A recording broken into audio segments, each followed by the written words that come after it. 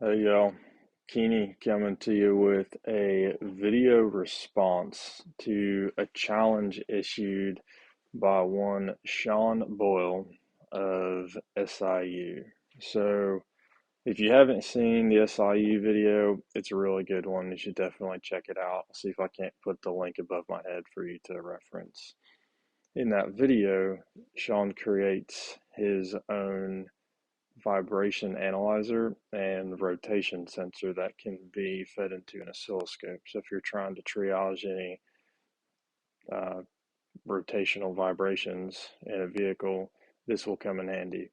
Definitely you can buy these kits pre-made by Pico and whomever else. They are pretty expensive, so if you want something sooner than spending that money, this is definitely a viable option, something I've been using a little bit. So I just got mine put together not too long ago.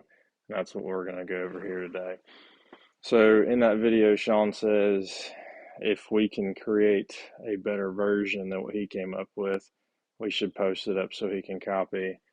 Perhaps this one is better than what he's got. However, I think it could still have a further revision to become a little bit better.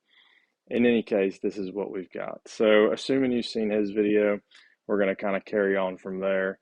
Here is what I've got, the same tri-axis accelerometer that he uses. So this will do an X, Y, and Z axis. So it'd be X, Y, and Z, like so.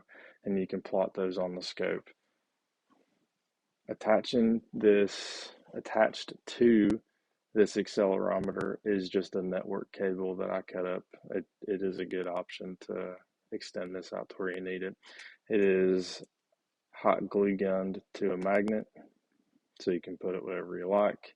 I prefer to put these on the seat tracks because typically most vibrations are felt in the seat, so I find that to be a pretty good place to run this.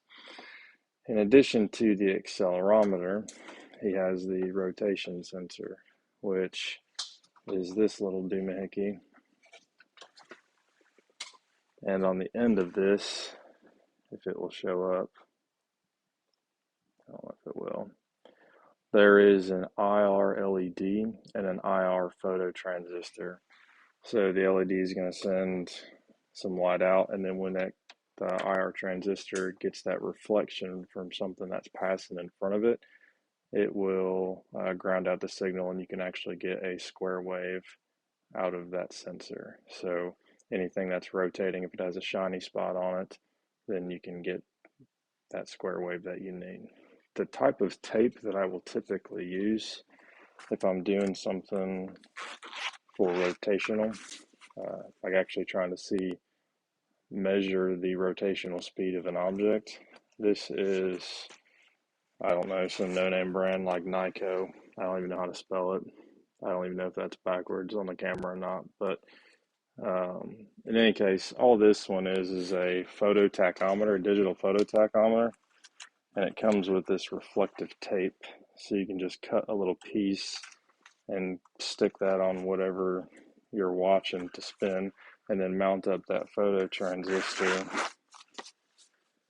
near it to where it'll pick up the shininess, and then you can actually get that digital square wave at the rotational speed of whatever you are monitoring. Typically, I just use those, not very often, but if I'm doing an idle mixture screw set point on a carburetor, you'll want to be able to set it on a given RPM band. So I'll just stick one of those on a pulley, and then while I'm doing idle mixture set points, I'll just watch it on the infrared photo tachometer and measure engine RPM to get that ideal range. So also works for this scope. On the other end of these two blue network cables, so I have these actually all go into one box. I think in Sean's video, he's got them wired separately. I've got mine wired together, so these will come together. So two blue cables, follows down and around. They come to this conglomerate of a glob that this is probably where the next version improvement could be made, but it still does work the way I need it to. So what you're looking at here is the two blue cables coming in on this end, and then on the opposite end over here, I have a USB power cable, a 9-volt battery attachment cable, just one of the 9-volt deals, and my 5 scope leads, and they are color coded. So the 5 scope leads will do scope ground, your X, Y, and Z axis on the accelerometer, and then your digital square wave on your phototransistor. So all that can be run real easily to the scope. Moving back to this conglomerate glob of hot glue and electronics, to try to break down what this is, I'll show you in the original form. So all it is a breadboard that you can pick up online. They come in a couple different shapes and sizes. It's like a 2 by 1 inch electronic breadboard. And you can use them to build any type of little electronic system that you want to build. So I also have several of these breadboard wire jumpers, and they have specific pins on the end of them that will fit into these breadboards, so you can design your circuit however you like without having a bunch of super nasty wiring. So I wired both the accelerometer, the phototransistor, and then all of the other resistors and 5-volt regulator, and I got a 5-volt green LED in there for power. All that's wired on that breadboard, but it's pretty jam-packed. If I were to do it differently in the future and do another one, I would probably use a little bit larger of a breadboard so I can glue it a little bit more flat and won't be quite as bulky or whatever you want to call it. In any case, with that, I'm going to hook this stuff up to the scope real quick, and then we can do an actual demo and go from there. All right, so here you can see we've got the little breadboard powered up with this 9-volt battery, like so. And one thing I did forget to mention earlier, if you're going to use the USB to power up this breadboard circuitry, I would say test your USB power source, because the one that I have that powers, my phones and stuff, there's not enough of an electrical draw on this circuitry to allow the USB battery pack to stay on. So whenever you plug your phone in to charge it, it determines there's a load there. It'll stay on to power the phone or charge the phone or whatever you're charging. When you unplug your phone from the battery pack, it senses that that load has disappeared and it will turn off and no longer power it. That's one of the problems I've been having with my battery pack specifically. But this is all part of an Autel scope, so I've also found I can just run this into the back of the actual Autel. It will continue to power this up. Likewise, you can just get one of those cigarette lighter adapters with a USB plug in it and use those to keep it powered if you've got cigarette lighter power inside the vehicle. All right, so we've got this super awkward angle on the scope because I'm getting pretty nasty glares and it's hard to see the screen, and I'm not fancy enough to know how to screen record with the Autel yet. I'll get there one day. In any case, our red trace is hooked up to the Z axis on our accelerometer. So if I pick up our accelerometer here, try to move in the screen. So Z axis is up and down. And as I move this up and down, you can see I do get a reaction out of the scope, and then I'll wait for it to reset. There we go. So if I go pretty aggressive, you can see that we are getting that signal out of the scope. And then if you wanted to get the Y or X axis, you could hook up the other leads, but I've only got the Z axis hooked up at the moment. So also we have hooked up here to the green trace is our phototransistor. So if this finds pretty much anything close, if I just use my finger to run it by, you will see it drops out. So every time it passes my finger, I can get a digital square wave. This is more easily detected if you have some sort of reflective surface. So running the two of these together is where the whole point of the vibration analysis and rotational speed censoring or sensor monitoring becomes super handy if you've got some sort of weird thing going on. So in the SIU video, Boyle has what he calls a precarious rotational device with a bunch of washers and a drill. I've got a similar approach here. I've got a drill, but I just decided to run a large Allen at the end of it for this quick demonstration because I'm totally going to mimic his demo. It's a really good one. It's very, very simple and straightforward. So to mimic his demo, I'm just going to hold this accelerometer to the side of the drill, and then down here towards the end, I'm going to put the phototransistor right on the end of this chuck, or right on the end of this Allen key rather. All right, here we go.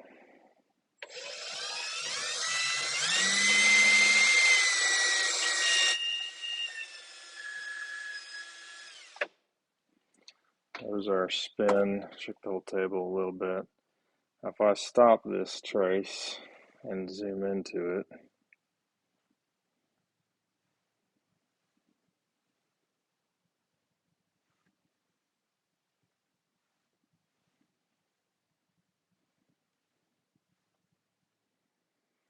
we can actually see that in fact we are time aligning our digital square wave with very close to the peak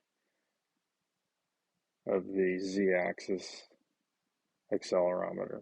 Now you'll see there is a little bit of an offset here. One thing that I just realized I was doing, I was holding the, let me actually get the sensor. So when I was holding this inadvertently, I was actually putting it at an angle. So that would put the rotation a little bit past the sensing of the z-axis. So if I actually do this again and am cautious to hold this perfectly perpendicular to the way that the sensor, the accelerometer is mounting, we should be able to time align this peak in the red with this binary dropout in the green. So let me do that. Let me reset this and see if I can't get those lined up a little bit better based on the position of that IR phototransistor.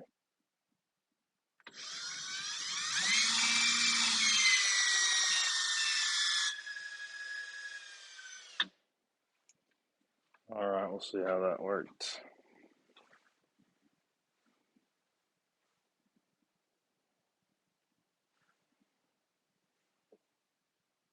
Whoops. Come on now.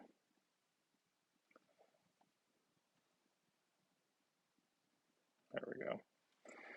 All right, so it looks like it may not be totally perfect, but that's pretty close. If I go, I mean, that's pretty much right in the middle. Maybe just a slight delay.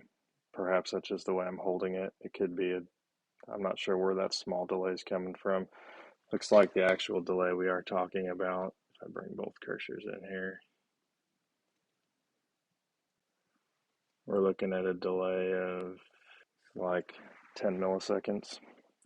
I read my little chart up here. Looks like we got about a 10 millisecond difference. It's pretty close. I still think big picture, well, actually, I know rather, in using this, when you have something that is that definitive and that lined up, you know what component you're dealing with. Like, you know that you've isolated the vibration with the rotational speed of a given component. Last thing that I'll give to you before I jump off is the wiring diagram. So Will has a great sketch that he includes. I've actually got it there in the upper right hand corner of how to wire the actual phototransistor. And the accelerometer is pretty straightforward because it actually tells you on each pin what each pin is supposed to be. That said, I've thrown together just a super basic wiring diagram in Visio to show uh, how I wired this up. I don't actually have the wiring diagram. I think they call it a toolkit or something in Visio, so just we'll have to deal with the straight lines. In any case, quick run through. Up here in the upper left, we got our part list from SIU, the parts they use, the parts I used. Got two different power sources here. We got the 9 or 12 volt and the USB 5 volt source. The way I wire these is the 9 volt goes into the 5 volt regulator. 5 volt out is paralleled with the 5 volt USB in. So we just run both 5 volts to the same circuit. That 5 volt powers that green LED that I've got in my resistor, or excuse me, in my breadboard, just so I know that I've got powering the whole thing from trying to figure out why this doesn't work for some reason. And then that 5 volts will also feed the accelerometer. You got a ground and 3 outs. We've got our 2 resistors wired in down here, and then our 5 wires out to the scope. So with that wiring diagram that I've got pulled up, I'll see if I can't put a link down below so you can download that from the Google Drive I've got it stored on, just make it publicly accessible. If that doesn't work, then I guess rewind and take a screenshot or zoom in. But it's pretty straightforward. Once I got the wiring diagram figured out, it made it a little bit easier, because I don't think Sean went through the specifics of wiring the accelerometer. Like I said, they're pretty easy because they tell you which pins go to what circuits. There are a total of 1, 2, 3, 4, 5, 6. There are 7. It looks like 7 pins that you can wire to that accelerometer, but only 5 are used. You've got your power in, your ground, and your 5 axes that are used. So in any case, this is something that I just started using. The last vehicle I had a kind of a unique vibration, and this is actually something that I built after that vehicle showed up. So I'm going to go back to it and see if I can't identify what that one was. I've used it for a couple things, but I've got one vehicle in mind that's been bugging me that I didn't have definitive proof of what was actually vibrating. So with that, hope this helps somebody, and I guess we'll continue this challenge on. So if you are going to build your own,